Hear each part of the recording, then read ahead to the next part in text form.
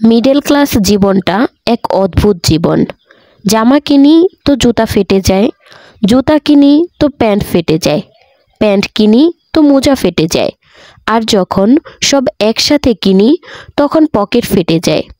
সুন্দর মনের মানুষগুলোর জীবন কোনো না কোনো কারণে এলোমেলো হয়ে যায়। সময়ের সাথে সবাই বদলে যায়, এটাই তো চরম সত্যি। পড়ে থাকে শুধু কিছু কান্না আর ঝুড়ি ভরা স্মৃতি। আজ তুমি যেখানে আছো সেটা তোমার অতীতের কর্মফল, কিন্তু কাল তুমি যেখানে পৌঁছাবে সেটা তোমার আজকের কর্মফল হবে। বাবার বয়স হয়েছে কিন্তু ছুটি হয়নি। যে রব রাতে গাছে বসে ঘুমানো পাখিদেরকেও পড়ে যেতে দেয় না, সেই রব তোমাকে একা কিভাবে ছেড়ে দিবে? চোখ নিজেকে বিশ্বাস করে, কান বিশ্বাস করে অন্যকে।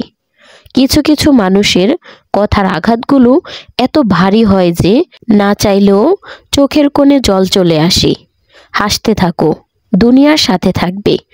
অশ্রুকে তো চোখও জায়গা দেয় না। আজকাল কম কথা বলতে বেশি ভালোবাসি, কারণ আমি জানি কথা বোঝার মতো মানুষের সংখ্যা খুবই কম, কিন্তু আঘাত করা মানুষের সংখ্যা অনেক বেশি। সংসারে বাবার গুরুত্ব বুঝতে চান? তাহলে হাতের বুড়ো আঙ্গুলের সাহায্য ছাড়া রুটি ছেঁড়ার চেষ্টা করেন, উত্তরটা পেয়ে যাবে। প্রতিটা গল্পের সূচনা সুন্দরী হয়, কিন্তু বেশিরভাগ গল্পের শেষটা সুন্দর হয় না। তাই হয়তো বলা হয়, শেষ ভালো যার সব ভালো তার। জীবনে কাউকে অতিরিক্ত সুযোগ দিতে যাবেন না, তাহলে দেখবেন এই সুযোগ আপনার জীবনে দুর্ভোগ ডেকে নিয়ে আনতে পারে। সত্যি খুব ভাগ্যের ব্যাপার একজন চরিত্রবান জীবনসঙ্গী পাওয়া। বিশ্বাস ছিল, পরে বুঝলাম ওটা আমার ভুল ছিল। কারো কাছে তুমি নগণ্য, কারো কাছে তুমি জঘন্য, কারো কাছে আবার তার সবটুকুই।